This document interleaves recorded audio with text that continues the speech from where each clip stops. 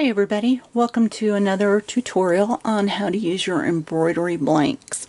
Hopefully you've had a chance to watch our supply video and you've got all your supplies, and you've also had a chance to watch the videos 1, 2, and 3 prior to this to learn some of the stitches. So we're going to start off by using this design.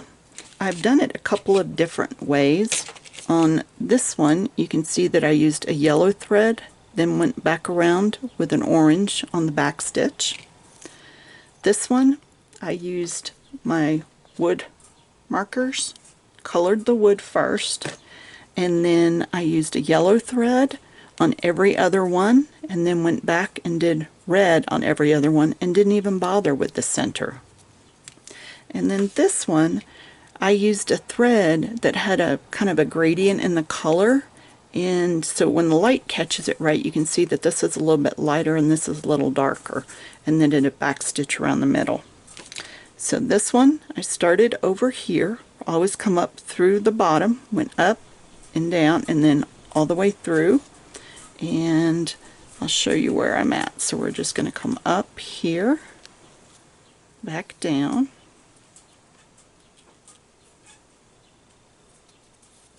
up, back into the middle. Try to keep it a little snug if you can.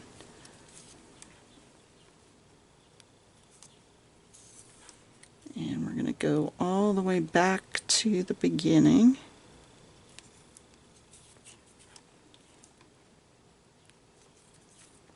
And then I'm going to use a different color to do the back stitch in the middle. So this lends itself to a variety of different options. You can kind of make your own pattern as you go along.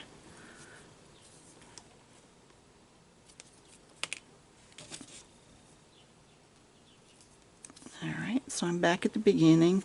Normally I'd just tie that off, glue it down a little bit, clean up the back. But what I'm going to do is just go ahead and start on the center so you can see that. Now, this is really tight around here, and the thread I'm using is actually thicker than the other brand that I'd purchased. So it has 6 strands in it, but I took 2 of the strands out, so I'm left with 4. The easiest way to do that is just take the end of it, kind of ruffle it up a little bit, and you'll see all the strands. Then find 2 strands that are next to each other and just gently, that's more than 2, that's 3, just gently start pulling it all the way down, and then when you get to the bottom you'll have 2 strands and 4 strands. And that one had a knot in the end of it already, so we'll just cut that out. So that just thins it down, makes it a little bit easier to work with. So here I've got 4 strands, and I'm going to do my back stitch all the way around. So remember, start in one hole. I don't have a knot on the back of this one, so I'm just going to hold it, and then we're going to go forward with our stitch, even though it's called a back stitch because you're going backwards on yourself. Then I'm going to go into the 3rd hole, back into the 2nd. Now see how having 4 strands, even though it's a little tough, it's going to be a lot easier than having 6 strands that you're trying to pull through. Alright, now we're going to go to the 4th hole,